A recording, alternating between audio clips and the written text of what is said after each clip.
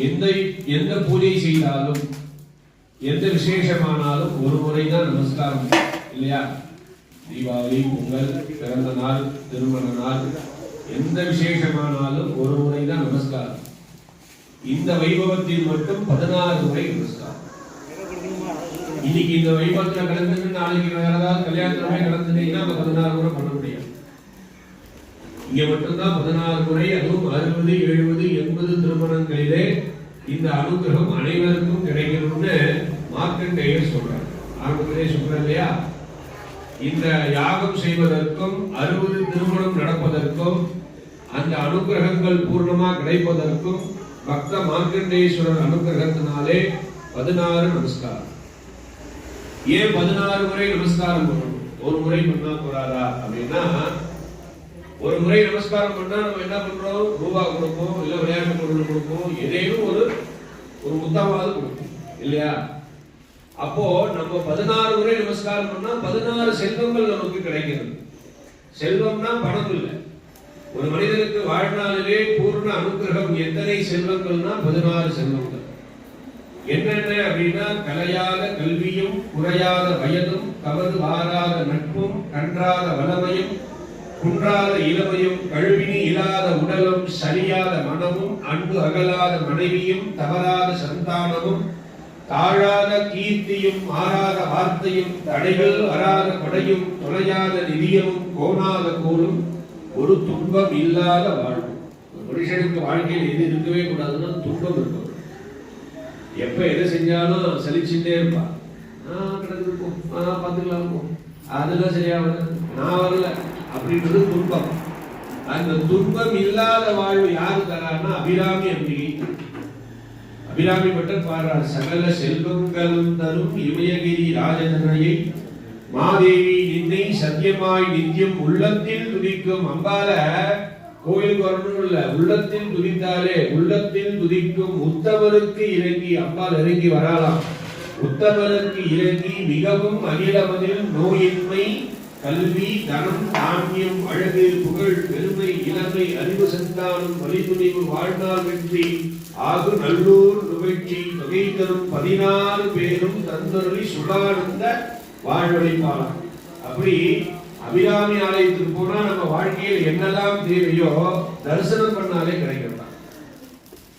அப்ப அந்த அனுகிரகம் எப்ப கிடைக்கணும்னா, இது போல நமக்காக வைபவம் செய்து கொண்டால் அந்த வைபவம் செய்யக்கூடிய தருணத்திலே அனைவருக்கும் அந்த ஆசீர்வாதம் கிடைக்கணும்.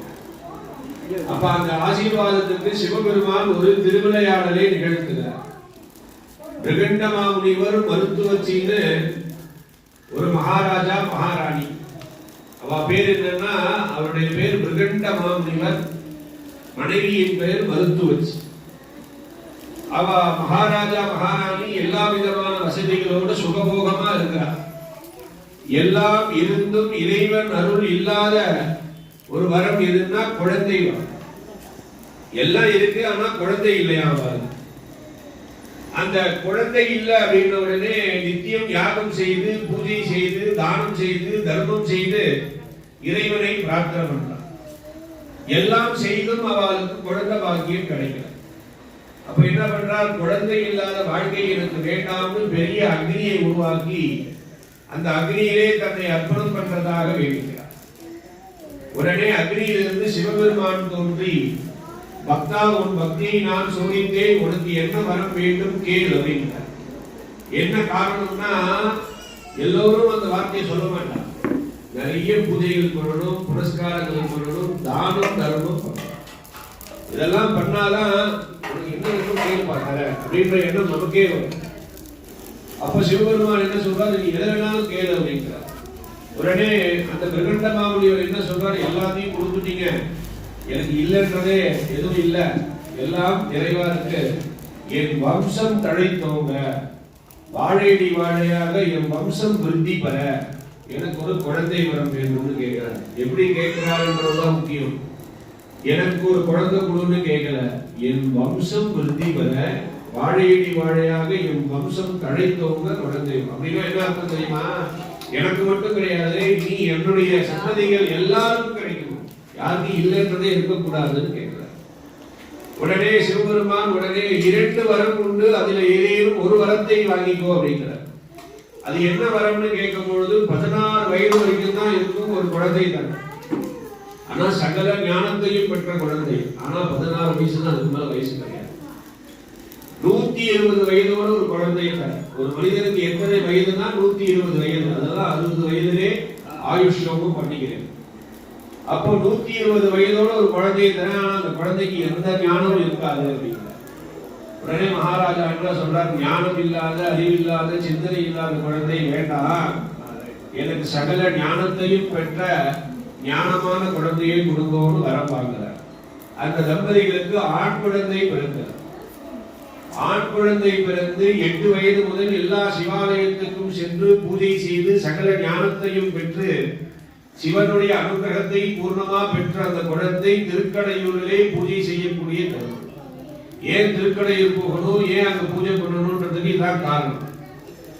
அந்த திருக்கடையூரிலே அந்த குழந்தை பூஜை செய்யும் பொழுது யமதர்மராஜா உத்தரவு கொடுக்கிறார். என்ன அப்படின்னா, அந்த குழந்தைக்கு வயசு முடிஞ்சு போச்சு, 16 வயசு ஆகி போச்சு, போய் அழிச்சுட்டு வாங்கணும். யார் அனுப்புறார்? யம தூதர்கள், யம கணங்கள், யம பூத கணங்கள், காவலாளிகள் எல்லாரையும் அனுப்புறார். ஏன்னா அது வலிமை வாய்ந்த குழந்தைன்னு யமதர்மராஜாவுக்கு தெரியும். எல்லோரும் போய் திரும்பி உடனே வந்துடுறாங்க. என்னப்பா உடனே வந்துட்டீங்க, குழந்தை எங்கன்னு கேட்கிறார். அந்த குழந்தைகிட்ட எங்களால நெருங்கவே முடியல, அவ்வளவு வலிமை வாய்ந்த குழந்தையா இருக்கு அப்படின்றார். உடனே யமதர்மராஜா என்ன பண்றார், சித்திரகுப்தனை அனுப்புறார். யார் சித்திரகுப்தன்னா, நாம் எதை செய்தாலும் அதை எழுதி வைப்பவன் சித்திரகுப்தன். இன்னைக்கு இந்த விளையாட்டு பண்ணிக்கிறீங்களா எழுதி வச்சுக்கிறான், நாளைக்கு ஒரு நல்லது பண்ணலாம் எழுதி வச்சுக்கிறார், ஒரு கெடுதல் பண்ணாலும் எழுதி வச்சுக்கிறார். அதான் பாவம் புண்ணியம். பாவத்தை சேர்க்காத புண்ணியத்தை செய்யணும்னு சொல்றாங்க இல்லையா, அதை எழுதுறதுக்கு ஒருத்தர் இருக்கார். நம்ம என்ன பண்றோமோ ஒரு பிக் பாஸ் மேல இருக்கார், பார்த்துட்டே இருக்கார். அப்போ சித்திரகுப்தனை அமிச்சு போய் அந்த குழந்தைய அழிச்சுட்டு வா, என்ன சொல்லினா உனக்கு வயசு முடிஞ்சு போச்சு, உன் கணக்கு முடிஞ்சு போச்சுன்னு சொல்லு அப்படின்னு அனுப்புற. அந்த குழந்தை கிட்ட நெருங்கவே முடியல சித்திரகுப்தனால, அவரும் ஒருப்படுறார். அப்போ யமன் கோபம் அடைந்து யம வாகனத்திலே, யம ஸ்வரூபத்திலே, யம காட்சியுடன் பாச கயிறை எடுத்துக்கொண்டு யமதர்மராஜா வேகமா வரும்பொழுது யமனை பார்த்து பயந்து போய் சிவபெருமானை போய் அந்த குழந்தையை ஆலிங்கனம் பண்ணிக்கிறதா, கட்டி பிடிச்சிக்கிறதா. சிவபெருமானை கட்டி பிடிச்சிட்டு, சிவபெருமானே என்னை காப்பாத்து, என்னை யமதர்மராஜா கூட்டுட்டு போக வராரு, என்னை நீதான் காப்பாற்றணும்னு அந்த குழந்தை அழறலாம். அப்ப யமதர்மராஜா தன்னை அறியாமல் பாச கயிறை வீசுறார். வீசும் பொழுது கயிறானது, அந்த குழந்தையின் மேல் கொடும் கயிறானது சிவபானத்திலே சேர்ந்து படுறது. சிவலிங்கத்து மேலே கயிறு தெரியாம பட்டுறது. அப்ப சிவபெருமான் உக்ரம் அடைந்து காட்சி கொடுக்கிறார். எப்படின்னா காலன சங்காரம். காலனை சங்காரம் செய்த காட்சி எங்க கிடைக்கும் அப்படின்னா திருக்கடையூர்ல கிடைக்கும். அதுக்கப்புறம் இந்த ஆலயத்தில் தான், வேற எந்த ஆலயத்திலையும் சங்கார காட்சி கிடையாது.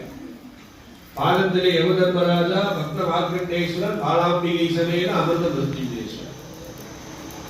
அந்த யமனை சங்காரம் பண்ணின உடனே எல்லோருக்கும் என்ன வரம் கிடைக்கும்? யாருக்கும் இறப்பு இல்லாத வரம் கிடைக்கும் இல்லையா? யமன் தான் கூப்பிட்டு போவோம், அவரே இல்லைன்னா அப்போ பூமியை தாக்குபவள் பூமாதேவி.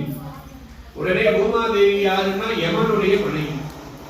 அழுது பிரார்த்தனை செய்து, என் கணவருக்கு உயிர் பிச்சை கொடுங்க, இல்லைன்னா பூமியில பாரம் அதிகமாகிடும், என்னால அதை தாங்க முடியாதுன்னு கேட்கிறார். உடனே சிவபெருமான் என்ன பண்றாரு, அங்கேயே யமனுக்கு உயிர் பிச்சை கொடுக்கிறார். ஏன் திருக்கடையூர்ல போய் நம்ம யாகம் பண்ணணும், அவருடைய சன்னதியிலேயே யாகம் பண்ணணும் அப்படின்னா யமனுக்கே உயிர் பிச்சை கொடுக்கிறார். நமக்கெல்லாம் ஏமாத்திரம் இல்லையா? அதனாலே நாம் திருக்கடையூர் அவருடைய பாதத்திலே, அவருடைய சரணத்திலே நாம் யாகம் செய்தால் நீண்ட ஆயுளும் தேக ஆரோக்கியமும் கிடைக்கும் அப்படின்றதுக்காக தான் இந்த யாகமே நடக்கிறது. அப்ப அந்த குழந்தையாக பூஜை செய்த குழந்தைக்கு சிவபெருமான் வரம் தரார். என்னன்னா, என்றும் சிரஞ்சீவியாக கிட, என்றும் மார்க்கண்டேயனாக கிடையாது வரம் கொடுக்கிறார். அப்படின்னா என்ன அர்த்தம்னா, நமக்கு இளமையான தோற்றமும் 14 வயது தான் ஒருத்தருக்கு கிடைக்கிறதுனா அதை விட பெரிய பாக்கியம் எதுவுமே கிடையாது. அப்போ மார்க்கண்டேயர் என்ன சொல்றார், நான் பெற்ற இன்பம் பெருகை வையகம்ங்கிறார். எல்லாருக்கும் கிடைக்கணும், எனக்கு கிடைச்சது போல எல்லாருக்கும் கிடைக்கணும்னு சொல்லி 16 நமஸ்காரத்தை சொல்லி நமஸ்காரம் பண்ண சொல்றார். அப்ப இந்த ஆலயத்தினுடைய சிறப்பு என்ன அப்படின்னா, இங்கே திருப்பைஞ்சலி தரிசனம். சிவபெருமான் பின்புறத்திலே சிவபெருமானுக்கு பின்னாடி பாத்தீங்கன்னா சோமாஸ்கந்தர் தரிசனம். சிவன், பார்வதி, முருகன் மூவரும் சேர்ந்து காட்சி கொடுக்கிறார். அப்ப அந்த தரிசனத்துடைய பலன் என்ன அப்படின்னா, யமனுக்கு திருக்கடையூரிலே உயிர் பிச்சை கொடுத்தாலே தவிர யமன் என்ற அதிகாரத்தை கொடுக்கலையா. அப்ப யம தர்மராஜா கேட்கிறார், எனக்கு ஏன் என் போஸ்டிங்க கொடுக்கல, உயிர் மட்டும் ஏன் கொடுத்த, எனக்கு யமன் என்ற அதிகாரத்தை கொடுன்னு கேட்கிறார். வாழை மரம் எங்கே ஸ்தல விருட்சமாக இருக்கிறதோ ஆலயத்திலே பூஜை செய்தால் உனக்கு யமன் என்ற அதிகாரத்தை கொடுக்கிறேன். என்ன வாரம் கொடுக்கிறார்? வாழை மரம். என்ன காரணம் அப்படின்னா, வேப்ப மரம், அரச மரம், மூங்கில் மரம், எத்தனையோ மரங்கள் இருக்கு, வன்னி மரம், இப்படி நிறைய இருக்கு. ஏன் வாழை மரத்தை குறிப்பிடுகிறார் அப்படின்னா, யுகங்களுடைய சாட்சிகள் என்னன்னா 4 பேரா. யுகம்னா என்ன? கிருதயுகம், திரேதாயுகம், துவாபர யுகம், கலியுகம். இப்ப நடக்கிறது கலியுகம். இந்த யுகத்துக்கெல்லாம் ஒரு சாட்சி இருக்கிறது. இந்த யுகம் நடந்ததுன்னு இந்த கலியுகத்திலே வாழை மரம் சாட்சியா. அப்ப 4 யுகத்துக்கு என்னென்ன சாட்சி அப்படின்னா, வாழை, தர்பை, நெல், மஞ்சள், இது 4 சாட்சி. வாழையில இட்டு, தர்பையை தரித்து, மஞ்சளை பிடித்து, அக்ஷதையை கொண்டு பூஜை பண்ணும். இன்னைக்கு யார் வீட்டுல பூஜை பண்ணாலும் இது இல்லாம பண்ணவே மாட்டீங்க இல்லையா? வாழை வாங்கிட்டு வா, தர்பை வாங்கிட்டு வா, மஞ்சளை புடி அப்படின்னு சொல்லி அரிசியினால அக்ஷதை கொண்டு பூஜை பண்ணும். அப்போ வாழை மரம் ஸ்தல விருட்சமாக இருக்கக்கூடிய ஆலயத்திலே பூஜை செய்யும் பொழுது திருப்பைஞ்சிலி தரிசனம்னு பேர். திருன்னா 3 பேரா. திருப்பைஞ்சிலி தரிசனம். சிவன், பார்வதி, முருகன் மூவரும் சேர்ந்து காட்சி கொடுக்கிறார் யமனுக்கு. யமனுக்கு காட்சி கொடுத்து யமன் என்ற அதிகாரத்தை கொடுக்கிறார். அந்த அனுகிரகம் திருக்கடையூரிலே தரிசிக்க முடியாத ஒரு தரிசனம் நமது ஆலயத்திலே திருப்பைஞ்சிலி தரிசனம். அப்படி சுவாமியுடைய அனுகிரகத்தினாலே இந்த தம்பதிகளுக்கு இங்க 60 நிகழ்கிறது. உங்கள் அனைவருக்கும் அந்த வாக்கியம் கிடைக்கிறது. சுவாமியை பிரார்த்தனை பண்ணிக்கிறேன். 16 முறை நமஸ்காரம் பண்ணணும். ரொம்ப மகாதேவாய மகாமாரி சர்வரோக நிவாரிணி ருத்ரம் பசுபதிம் ஸ்தானம் நீலகண்டம் உமாபதிம் காலகண்டம் காலமூர்த்திம் காலாக்னிம் காலநாசனம் நீலகண்டம் விரூபாக்ஷம் நிர்மலம் நிருபத்ரவம் வாமதேவம் மகாதேவம் லோகநாதம் ஜெகத்குரும் தேவதேவம் ஜெகநாதம் தேவேசம் ரிஷபத்வஜம் லக்ஷம் சதுர்புஜம் சாந்தம் ஜடாமகுணதாரிணம் வஸ்மோதூளித சர்வாங்கம் நாகாபரணபூஷிதம் அனந்தம் அவ்யயம் சாந்தம் அக்ஷமாலாதரம் ஹரம் ஆனந்தம் பரமம் நித்யம் கைவல்ய பததாயினம் அர்த்தநாரீஸ்வரம் தேவம் பார்வதி பிராணநாயகம் பிரளயஸ்திதி கர்த்தாரம் ஆதி கர்த்தாரமீஸ்வரம் யோமகேசம் விரூபாக்ஷம் சந்திரார்த்த கிருதசேகரம் கங்காதரம் சசிதரம் சங்கரம் சூலவானினம் ஸ்வர்காபவர்கதாதாரம் சிருஷ்டி ஸ்தித்யந்தகாரணம் கல்பாயுர்தேஹி மே புண்ணியம் யாவதாத் புரரோகதா சிவேஷானம் மகாதேவம் வாமதேவம் சதாசிவம் மார்க்கண்டேய ஹிருதயம் ஸ்தோத்ரம் எப்பரே சிவசன்னிகம் பயம் நாஸ்தி சத்யம் சத்யம் வதாம்யகம் சத்யம் சத்யம் புனः சத்யம் உத்ருத்ய உதமுச்யதே சாஸ்திரம் மரணாஸ்தி நதைவ சங்கரா அநாத்மிகாசமேத அமிர்தமத்தியேஸ்வர பிரசாதே வேதாயுகு தீர்காயம் அபிவிருத்யதா சித்திரஸ்து சத்யாசம் யஜமானஸ்ய தந்துநானேன மம ஜீவன ஹேதுனா கண்டே பத்ராணி ச தொஞ்சீவ சரதசதம் 2 வரி தான். அந்த வரிக்கு என்ன அர்த்தம்ன்றது யாருக்காவது தெரியுமா?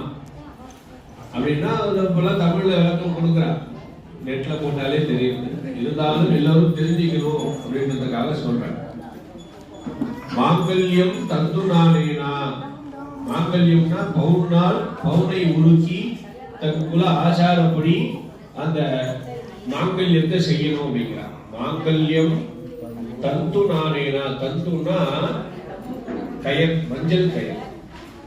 எழைகளை கொண்டு பூஜை செய்த மஞ்சள் கயரை தந்து நானேனா.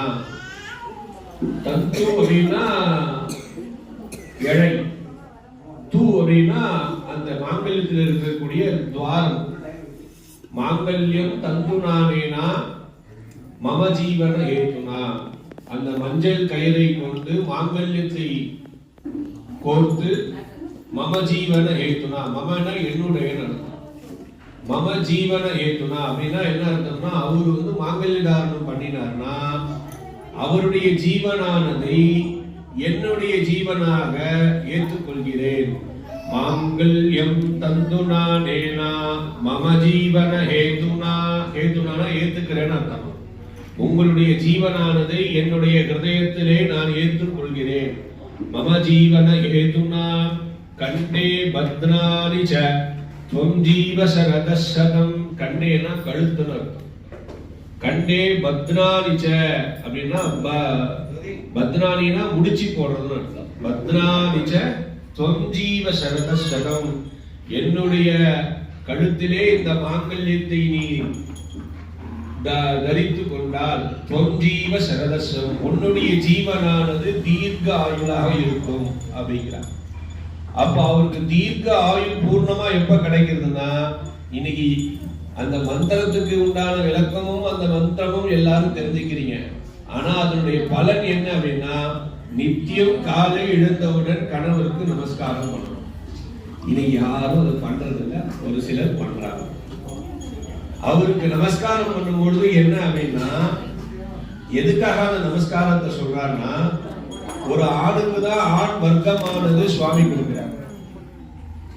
இதைதான் செய்யணும், இப்படிதான் குடும்பம் பண்ணணும், நம்ம குழந்தைகளை இப்படிதான் வளர்க்கணும், நம்ம குழந்தைகளுக்கு இதுதான் சொல்லணும் அப்படின்னு சொல்லி அவருடைய புருஷ தன்மையை அங்கே பூர்ணமாக யார் கொடுக்கிறாருன்னா பாரியால், மனைவி தான் கொடுக்கிறாளா. நீ என்ன செய்யறியோ உனக்கு துணைவியா இருப்ப அப்படின்னு சொல்லும் பொழுது அவருக்கு அந்த பூர்ண எண்ணம் எப்ப வருதுன்னா, அந்த நமஸ்காரம் பண்ணும்போது கணவனான அவருக்கு மனைவி மேல் ஒரு மரியாதை ஏற்படும். நித்தியம் நம்ம நமஸ்காரம் பண்றாரு, அவ என்ன சொன்னாலும் நம்ம செய்யணும் அப்படின்ற எண்ணம் அப்பதான் அவருக்கு பூர்ணம் அடையும். இந்த பூர்ணம் அடையும் பொழுது இதை எங்க தெரியுமா சொல்லி கொடுக்கிறா? புதிய திருமணம் நடக்கும் பொழுது 1000 காலத்து பயிர்னு சொல்லுவது தேர்த்திக்கணும். புதிய திருமணம் நடக்கும் பொழுது 1000 காலத்து பயிர் அப்படிங்கிறார். திருமணம் நடந்து முடிஞ்ச உடனே அக்னியை 3 முறை சுத்தி வர சொல்றாங்க. முதல் முறை சுத்தி வரும் பொழுது மெட்டி போட சொல்லுவாங்க. அப்பதான் கணவன் மனைவியை ஒரு தடவை தான் வாழ்நாளிலே தன் கணவன் மனைவியுடைய காலை பிடிக்கிற அதிகாரம், அதுக்கப்புறம் கிடையாது. மண்டியிட்டு மனைவியுடைய வலது காலை பிடித்து 7 முறை சப்ததே அக்னே சபில சப்தஜித்வான்னு மந்திரம் இருக்கு. அந்த 7வது அடியிலே அக்னி மேல எடுத்து வைத்தால் நாம் எப்ப எது செய்தாலும் தீர்க்கமா செய்யணும். ஒரு காலை பிடிச்சு நான் சொல்றேன், நான் எங்கெல்லாம் போறனோ அதுக்கு வழி நடத்த நீ எனக்கு துணையா வரணும் அப்படின்னு சொல்லி அந்த மெட்டியை போட்டு உன் பாதத்தை தொட்டு நான் இந்த உறுதியை உனக்கு கொடுக்கிறேன்னு சொல்லி அந்த மெட்டியை போடும். அதுக்கப்புறம் 2வது முறை சுத்தி வரும் பொழுது என்ன பண்றோம்னா, அருந்ததி நட்சத்திரத்தை பாருங்க அப்படின்னு சொல்லுவாங்க. அருந்ததி நட்சத்திரம் உலகிலே எங்குமே தெரியாது. அருந்ததின்றது நட்சத்திரம் உண்டே தவிர அந்த அருந்ததி நட்சத்திரம் யாருடைய கண்ணுக்கும் தெரியாது. கணவன் கூப்பிட்டு அங்கே பார் அருந்ததி நட்சத்திரம் தெரியுதா அப்படின்னு கேட்டா மனைவி தெரியலன்னு சொல்லப்படாது, தெரியுதுன்னு சொல்லணுமா. என்ன காரணம்னா, கணவன் எதை சொன்னாலும் அது சரி அப்படின்ற மனப்பக்குவத்தை அங்க எடுத்துக்கணும் அப்படின்றதுக்காக அருந்ததி நட்சத்திரத்தை பார்க்க சொல்றாங்க. நான் என்ன சொல்றேனோ அத மனைவி ஆமா அவர் சொல்றதுதான் கரெக்ட் அப்படிதான் நடக்கும் அப்படின்ற மனப்பக்கம். இல்ல இல்ல சும்மா எனக்கு தெரியும் எல்லாரும் இன்னைக்கு எல்லாம் நடக்குது அப்படி சொல்லவே கூடாது அப்படின்றதுக்காக தான் அருந்ததி நட்சத்திரத்தை காமிக்க சொல்றேன். மூணாவது முறை வரும் பொழுது நாத்தனாருக்கும் மச்சானுக்கும் மரியாதை பண்ணுவா. என்னன்னா காசி யாத்திரை என்ற ஒரு வைபவம் திருமணத்துக்கு முன்னாடி நடக்கும். என்னன்னா மச்சான் துணை இருந்தால் மலை ஏறலாம்னு சொல்லுவார். அப்போ மச்சான் என்ன சொல்லுவார் வந்து என்னுடைய அக்காவையோ தங்கையோ திருமணம் பண்ணி கொடுக்குற கடைசி வரைக்கும் என்னுடைய அக்காவையோ தங்காவையோ நீங்க தங்கையோ திருமணம் பண்ணிட்டால் நீங்க கடைசி வரைக்கும் கண்கலகாம பார்த்துக்கோங்க. உங்களுக்கு எந்த உதவியா இருந்தாலும் அந்த இடத்துல நான் இருப்பேன் அப்படின்னு சொல்றதுதான் மச்சான். அப்போ வந்து லாஜையில் ஜோதி ஆதித்யானாம் வா ஏதத் ரூபம்னு நெல் பொரியை கொண்டு அந்த அக்னியில சமர்ப்பணம் பண்ணுவான். யாரு பண்ணுவா அப்படின்னா மச்சான் கையில இருந்து மாப்பிள்ளை கையிலையும் மாப்பிள்ளை கையிலிருந்து பெண் கையிலையும் பெண் கையிலிருந்து அக்னியில போடுவான். அப்படி போடும்பொழுது என்ன அப்படின்னா குல விருத்தி வம்சம் ஏற்படணும். ஒரு குழந்தை பிறந்தால் அந்த குழந்தைக்கு தகப்பன் தாய் தகப்பனுக்கு அப்புறம் முக்கியத்துவம் யாருக்குன்னா தாய் மாமனுக்கு தான். மாலை போடணுமா தாய் மாமன், காது குத்தணுமா தாய் மாமன், ஒட்டை அடிக்கணுமா தாய் மாமன், சீர் செய்யணுமா தாய் மாமன். அப்ப அந்த தாய் மாமனுடைய உறவானது நீடிக்கணும் அப்படின்னா இவாளுக்கு உடனே ஒரு குழந்தை பிறக்கும். அப்படின்றதுக்காக தான் நெல்லினால் வரக்கூடிய அந்த லாஜத்தை கொண்டு யாகத்துல போடுறாங்க. இந்த உலகமே அழிந்தாலும் ஆரம்பமே சொன்னேன், வாழை நெல் மஞ்சள் தர்பை அழியாது அப்படின்னு. அந்த நெல்லினால் வரக்கூடிய நெல்புரியை கொண்டு யாகம் பண்ணணும் அப்படிங்கிறார். அதுக்கப்புறம் நாத்தனார் விளக்கு பிடிப்பா. அந்த நாத்தனார் விளக்கு பிடிக்கிறா அப்படின்னா என்னன்னா ஒரு கணவன் மனைவியோடைய அந்யோன்ய ஸ்நேகத்தை யாரும் ரொம்ப புரிஞ்சிப்பாருன்னா நாத்தனார் தான். அவங்க இப்படி எல்லாம் செய்யறாங்க, அவங்க அப்படி எல்லாம் செய்யறாங்க, அவங்க இந்த இடம் வாங்கிட்டாங்க, இந்த நகை வாங்கிட்டாங்க, இதெல்லாம் உடனே தெரிஞ்சுக்கிறது யாருன்னா நாத்தனார். அந்த நாத்தனார் துணைவி இல்லாமல் எதையுமே செய்ய முடியாதான். அம்மா அப்பாவை கூட சமாளிச்சுடலாம், அக்கா தங்கையா இருந்தால் இது நான் கேட்டுட்டு சொல்றேன் அப்படின்னு அந்த இடத்துல ஒரு புல் ஸ்டாப் வைப்பாங்க. அந்த நாத்தனாருடைய துணைவி எதுக்குன்னா அத்தை மகள் அத்தையடி மெத்தையடின்னு சொல்றான். தன்னுடைய மருமகளோ பிறந்தால் அவங்களுக்கு எல்லா நல்லது கிட்டதும் அத்தை தான் சொல்லி கொடுப்பாங்க. அதனாலதான் நாத்தனார் மரியாதைன்னு சொல்றாங்க. இதெல்லாம் தான் 1000 காலத்துக்கு பயிர் அப்படிங்கிறாங்க. அப்ப இந்த 60 திருமணம் நடக்கிறது இதுக்கு என்ன அர்த்தம் அப்படின்னா இக ஜென்மனி பூர்வ ஜென்மனி ஜென்ம ஜென்மாந்தரேஷு 3 ஜென்மாவுல செய்த தவமும் புண்ணியமும் தன் குழந்தைகளுக்கு தாய் தகப்பன் இறைவனாக காட்சி கொடுக்கிறாளாம். எவ்வளவு பெரிய ஒரு விஷயம். தன் குழந்தைகளுக்கு தாய் தகப்பன் இறைவனாக காட்சி கொடுக்கிற தரிசனம் அவருடைய குழந்தைக்கு இன்னைக்கு கிடைச்சிருக்கு. அப்பேற்பட்ட உன்னதமான வைபவம் தான் 60 திருமணம். அடுத்தது 70 பீமரத சாந்தி, காவல் தெய்வமாக இருக்கிறாராம் குடும்பத்துக்கு. 75 விஜயரத சாந்தி. எல்லா விஷயத்திலும் அவருடைய முக்கியத்துவம் இல்லாமல் காரியம் சித்தி பெறாது அப்படின்றதுனால விஜயரத சாந்தி. 60 வயதிலே இறைவனாக காட்சி கொடுக்கிறாங்க, 80 வயதிலே இறைவனாகவே காட்சி கொடுக்கிறாங்க. அதான் சதாபிஷேகம். 90 வயது கனகாபிஷேகம் பண்ணும் பொழுது கொள்ளு பேரன் நெல்லு பேரன் வந்துருவா, அதான் கனகாபிஷேகம். 100 வயது பூர்ணாபிஷேகம், 120 வயது சகஸ்ர கலசாபிஷேகம். அரிது அரிது மாநிலனாக பிறத்தல் அரிதுன்னு சொல்லியிருக்கா. எல்லோருக்கும் இந்த பாக்கியம் கிடைக்கணும். சுவாமியை பிரார்த்தனை பண்ணிக்கோங்க. சுக்லாம் பரதனம் விஷ்ணும் சைவர்ணம் சதுர்புஜம் பிரசன்னவதனம் ध्यायेत् सर्वविघ्न उपशान्तये मोक्षार्थसमस्त